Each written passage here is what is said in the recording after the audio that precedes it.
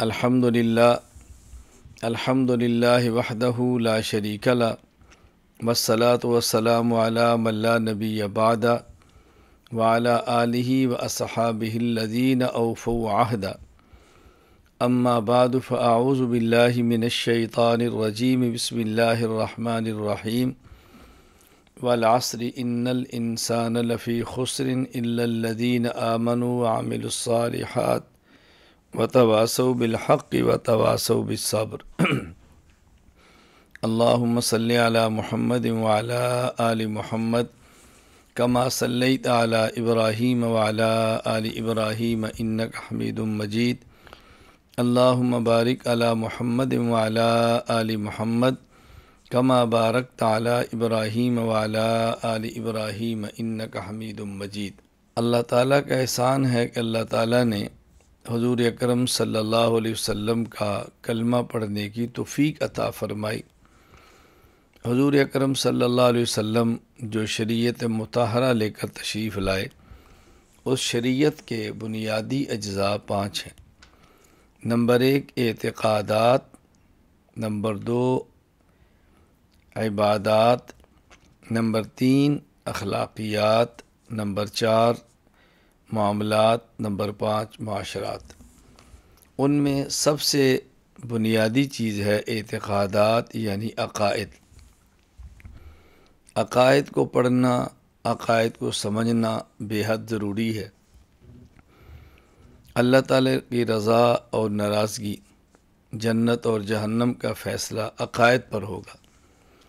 اگر کسی شخص کے عقائد درست ہیں تو باقی اعمال اگر اس کے نامہ اعمال میں برے ہیں، اللہ تعالیٰ کسی کی شفاعت سے، اللہ تعالیٰ اپنے کرم سے اور یا اس کے گناہوں کی سزا اس کو دے کر اللہ اس کو جنت میں داخل فرما دیں گے۔ لیکن اگر عقائد میں فساد ہے تو پھر اعمال سارے بھی درست ہوں تو انسان کو اللہ کی رضا حاصل نہیں ہوتی، جنت میں داخلہ نہیں ہوتا۔ عقائد کا صحیح ہونا شریعت میں سب سے زیادہ اہم چیز ہے۔ عقائد کے عنوان پر اس وقت جو کتاب ہم پڑھنے جا رہے ہیں، اس کا نام ہے العقیدۃ الطحاویہ۔ یہ کتاب امام ابو جعفر احمد بن محمد بن سلامہ بن سلمہ الازدی الحجری المصری الطحاوی رحمہ اللہ تعالیٰ کی تحریر فرمودہ ہے۔ حضرت امام ابو جعفر طحاوی رحمہ اللہ تعالیٰ ازد یمن کے ایک مشہور قبیلہ میں پیدا ہوئے۔ قبیلہ ازد کی 2 شاخیں تھیں، ایک تھی ازد شنوءہ اور ایک تھی ازد حجر۔ تو امام طحاوی رحمۃ اللہ علیہ ازد حجر میں پیدا ہوئے، اس لیے آپ کو ازدی بھی کہتے ہیں اور حجری بھی کہتے ہیں۔ اور آپ کی ولادت مصر کے گاؤں طحا میں پیدا ہوئی، تو مصر ملک کی وجہ سے آپ کو مصری کہتے ہیں اور طحا گاؤں میں پیدا ہونے کی وجہ سے آپ کو طحاوی کہتے ہیں۔ اس لیے حضرت کو کہا جاتا ہے الازدی الحجری المصری الطحاوی۔ الازدی قبیلہ ازد، الحجری قبیلہ ازد کی شاخ الحجر، اور المصری مصر ملک کی طرف نسبت، الطحاوی طحاش گاؤں کی طرف نسبت ہے۔ حضرت امام ابو جعفر طحاوی رحمہ اللہ تعالیٰ 239 ہجری میں پیدا ہوئے۔ آپ کی والدہ ماجدہ بھی بہت نیک تھی، فقہ شافعی کی بہت بڑی عالمہ تھی، اور حضرت امام طحاوی رحمہ اللہ تعالیٰ سب سے پہلے یہ ذہن میں رکھ لیں کہ شافعی المذہب تھے۔ حضرت علامہ جلال الدین عبد الرحمن بن ابو بکر سیوطی رحمہ اللہ تعالیٰ وفات 911 ہجری نے ان کا تذکرہ شافعی فقہا میں فرمایا ہے۔ حضرت امام ابو جعفر طحاوی رحمہ اللہ تعالی فقہ شافعی سے فقہ حنفی کی طرف کیسے آئے؟ حضرت امام شافعی کی بجائے امام اعظم ابو حنیفہ رحمہ اللہ کے مذہب کو اختیار کیوں فرمایا؟ علامہ زاہد الحسن کوثری رحمہ اللہ تعالی وفات 1371 ہجری الحاوی فی سیرت الطحاوی الکوثری میں حضرت امام شافعی رحمہ اللہ تعالیٰ کے بارے میں، حضرت امام طحاوی رحمہ اللہ کے بارے میں لکھتے ہیں کہ آپ کے شافعی ہونے کی وجہ کیا ہے؟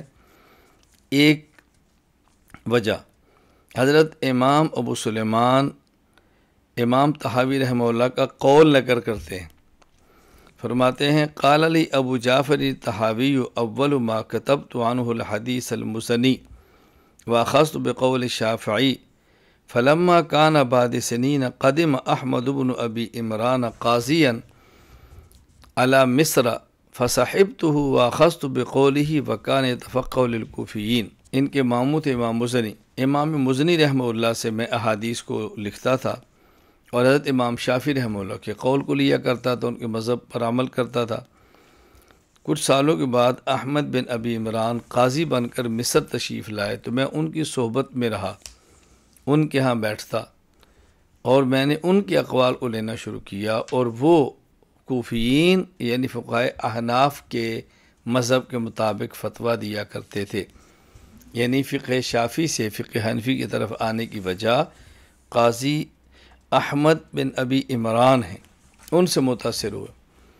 اور دوسری وجہ محمد بن احمد شروطی رحمہ اللہ کہتے ہیں کہ میں نے امام طحاوی رحمہ اللہ سے پوچھا لما خالفت مذہب خالق واخترت مذہب ابی حنیفہ، کہ آپ نے اپنے ماموں کا مذہب چھوڑ دیا ہے، ان کے ماموں امام مزنی رحمہ اللہ تھے، اور آپ نے امام ابو حنیفہ رحمہ اللہ کے مذہب کو اختیار کیا، وجہ کیا ہے؟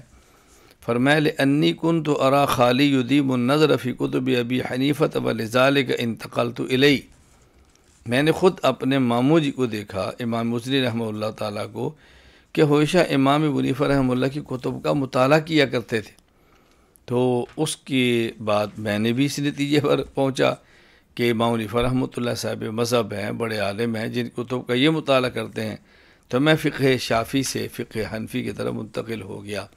خیر، حضرت امام ابو حنیفہ ہوں یا امام شافعی رحمہ اللہ ہوں، دونوں مجتہد ہیں، فقیہ ہیں، جید ہیں، کسی بھی امام کی تقلید ہو قابل اعتراض نہیں ہے۔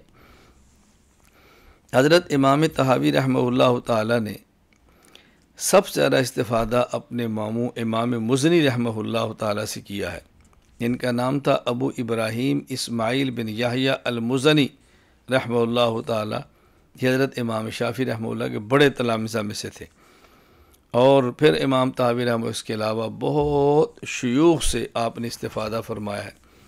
علامہ زاہد الکوثری رحمہ اللہ تعالیٰ الطحاوی فی سیرت الحاوی فی سیرت الطحاوی للکوثری میں فرماتے ہیں من اطلع علی تراجم شیوخ الطحاوی علم ان بینہم مصریین ومغارب ویمنیین وبصریین وکوفیین وحجازیین وشامیین وخراسانیین ومن سائر الاقطار فتلقى منهم ما عندهم من الاخبار والآثار وقد تنقل في البلدان المصریہ وغیر المصریہ لتحمل ما عند شیوخ الروایت فیها من الحدیث وسائر العلوم۔ حضرت امام طحاوی رحمہ اللہ کے مشائخ پر آپ اگر نظر ڈالیں گے تو آپ معلوم ہوگا کہ مصری، مغربی، یمنی، بصری، کوفی، حجازی، شامی، خراسانی مختلف ممالک کے آپ کے مشائخ ہیں، اور آپ نے ان سے علوم استفادہ فرمایا ہے۔ حضرت امام طحاوی رحمہ اللہ کے اساتذہ کی فہرست تو بہت طویل ہے، چند ایک معروف اساتذہ کا میں یہاں ذکر کر دیتا ہوں۔ نمبر 1 امام اسماعیل بن یحییٰ المزنی رحمہ اللہ تعالی، وفات 264 ہجری۔ امام یونس بن عبد الاعلی رحمہ اللہ تعالی، وفات 264 ہجری۔ قاضی الکبیر ابو بکار بن قتیبہ البصری رحمہ اللہ، وفات 270 ہجری۔ امام ابراہیم بن ابو داود سلیمان بن داود الاسدی رحمہ اللہ تعالی، وفات 270 ہجری۔ امام ربیع بن سلیمان المرادی رحمہ اللہ، وفات 270 ہجری۔ امام قاضی احمد بن ابی عمران البغدادی رحمہ اللہ، وفات 280 ہجری۔ امام ابو حازم عبد الحمید بن عبد العزیز القاضی رحمہ اللہ، وفات 292 ہجری۔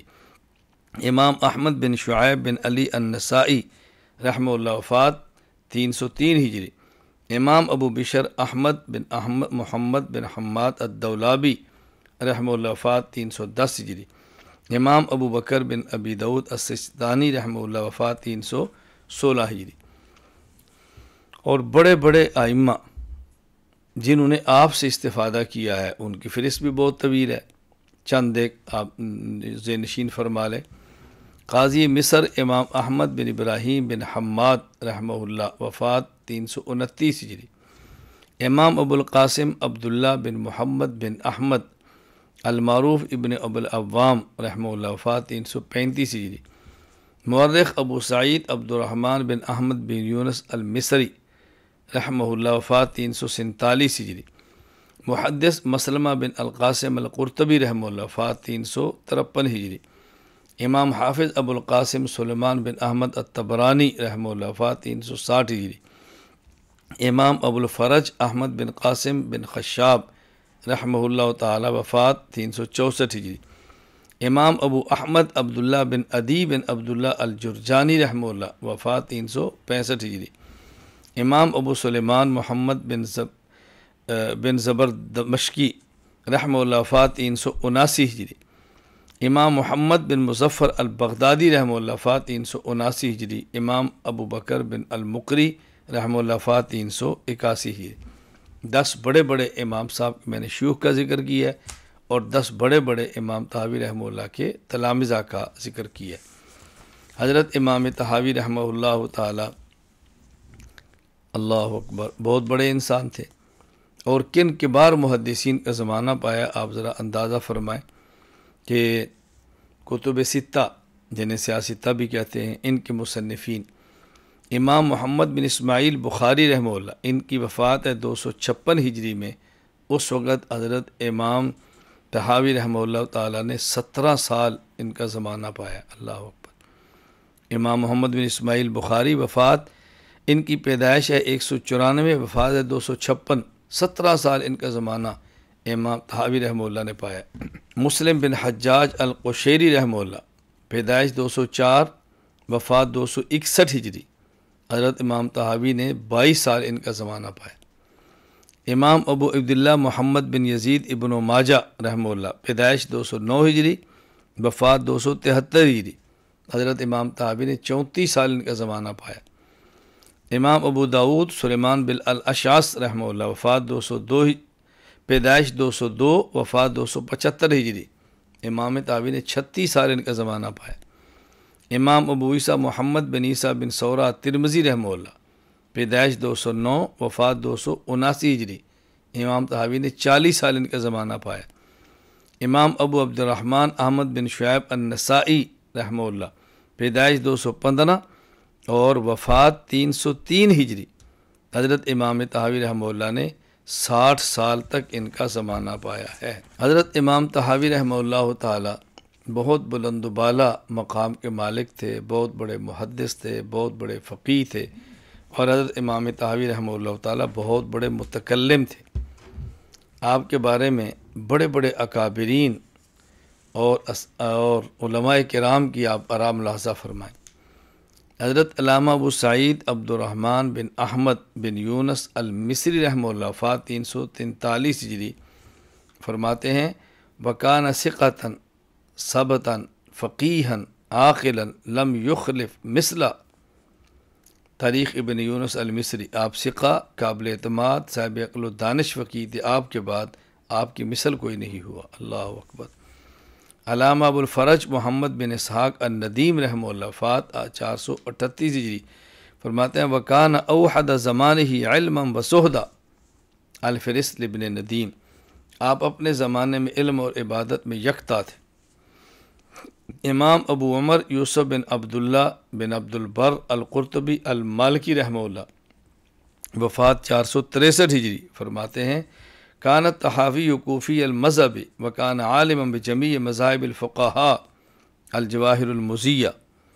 امام طحاوی رحمہ اللہ تعالی مذہب کوفہ یعنی فقہ حنفی پر عمل پیرا تھے اور تمام فقہاء کے مذاہب کو جاننے والے تھے۔ علامہ شمس الدین ابو عبداللہ محمد بن احمد بن عثمان الذہبی رحمہ اللہ، وفات 748 ہجری، فرماتے ہیں الحافظ الکبیر محدث الدیار المصریہ وفقیہها من نظر فی التوالیف هذا الامام عالم مجلہ من العلم وسعت معارف۔ آپ بڑے حافظ اور مصر کے شہروں کے محدث اور فقیہ تھے۔ جو شخص آپ کتابوں کو پڑھے دیکھے گا تو اسے معلوم ہوگا آپ کا علمی مقام بہت بلند اور معلومات کی وسعت بہت زیادہ تھی۔ حافظ ابو الفداء اسماعیل بن خطیب ابن کثیر شافعی رحمہ اللہ، وفات 774 ہجری، وہ فرماتے ہیں الفقیہ الحنفی صاحب المصنفات المفیدہ والفوائد الغزیرہ وہو احد الثقات الاسبات والحفاظ الجہابذہ۔ آپ حنفی فقیہ تھے، کئی ایک مفید اور نافع کتب تصانیف فرمائی، ثقہ اور قابل اعتماد آدمی تھے، ماہرین حفاظ میں آپ کا شمار ہوتا تھا۔ البدایہ والنہایہ اور علامہ ذہبی نے کا جو میں نے حوالہ دیا وہ سیر اعلام النبلاء کا، حضرت امام طحاوی رحمہ اللہ کی کئی ایک تصانیف ہیں، اور اللہ تعالیٰ قبول فرمائے، اللہ تعالیٰ مزید قبولیت عطا فرمائے۔ علماء میں ان کو قبولیت ملی ہے، علمی طبقے نے قبول فرمایا۔ آپ کی سب سے پہلی تصنیف ہے شرح معانی الآثار، اسے آپ نے فقہی ابواب کے اعتبار سے ترتیب دی ہے، اختلافی مسائل کو جمع کیا ہے۔ اس میں آپ کا طرز یہ تھا، مذہب حنفی کو نقل کرتے ہیں، پھر دوسرے مذہب کو نقل کر کے دلائل دیتے ہیں، پھر مذہب حنفی کے دلائل اور مذہب حنفی کے وجوہ ترجیح پیش کرتے ہیں نقلی اور عقلی دلائل سے۔ آپ نے احکام القرآن لکھی ہے، اللہ اکبر، اس کا مخطوطہ ترکی کی مکتبہ وزیر کبریٰ میں موجود ہے، لیکن یہ نامکمل چھپی ہے، مکمل ہمارے علم میں نہیں ہے۔ اسی طرح شرح مشکل الآثار، اس میں آپ نے احادیث میں جو تعارض پایا جاتا ہے اس کو دور فرمایا ہے، اور استخراج احکام بھی فرمایا ہے، یعنی کچھ احکام کا استخراج بھی فرمایا ہے۔ مسند شافعی، اس میں آپ نے وہ روایت جمع کی ہے جو آپ نے اپنے ماموں امام مزنی رحمہ اللہ جو شافعی تھے ان سے لی ہے۔ العقیدۃ الطحاویہ، اس میں اہل سنت والجماعت کے عقائد کو جمع فرمایا۔ التسویہ بین حدثنا و اخبرنا، یہ محدثین کی فن حدیث کی اصطلاح ہے، حدثنا و اخبرنا، اس پر گفتگو فرمائی۔ اختلاف العلماء فی الفقہ، یہ بہت بڑی کتاب ہے، بعض حضرات کے فرمانے کے مطابق 130 جلدوں پر مشتمل ہے، اور اس کا خلاصہ حافظ ابو بکر جساس الرازی رحمہ اللہ نے مختصر اختلاف العلماء کے نام سے تعریر فرمایا ہے۔ آپ کی وفات 321 ہجری بروز جمعرات مصر میں آپ نے وفات پائی۔ اللہ اکبر، انا للہ و انا الیہ راجعون۔ حضرت امام طحاوی رحمہ اللہ کی اللہ تعالیٰ کتاب العقیدۃ الطحاویہ اور دیگر تمام کتب کو اپنے دربار میں قبول فرمائے، ان کا یہ علم بطور صدقہ جاریہ اللہ برقرار رکھے۔ اللہ تعالیٰ مجھے اور آپ کو اپنے عقائد میں پختگی نصیب فرمائے، اہل سنت والجماعت کے عقائد پر زندہ رکھے، اور اسی پر اللہ ہمارا خاتمہ فرمائے۔ اب انشاءاللہ العزیز العقیدۃ الطحاویہ پہ تفصیل سے بات کریں گے۔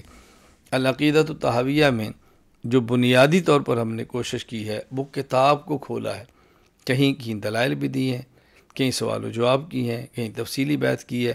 اصل مقصد العقیدۃ الطحاویہ یہ جو میرے ہاتھ میں موجود ہے، اس العقیدۃ الطحاویہ کو کھولنا مقصود تھا۔ اس کی شرح العقیدۃ الطحاویہ کے نام سے چھپ ہوئی ہے، anamedia.com پہ موجود ہے اور کتب خانوں میں مل رہی ہے۔ آپ اس کو پڑھیں، مطالعہ فرمائیں۔ اللہ تعالیٰ مجھے اور آپ کو اہل سنت والجماعت کے عقائد پر برقرار رکھے۔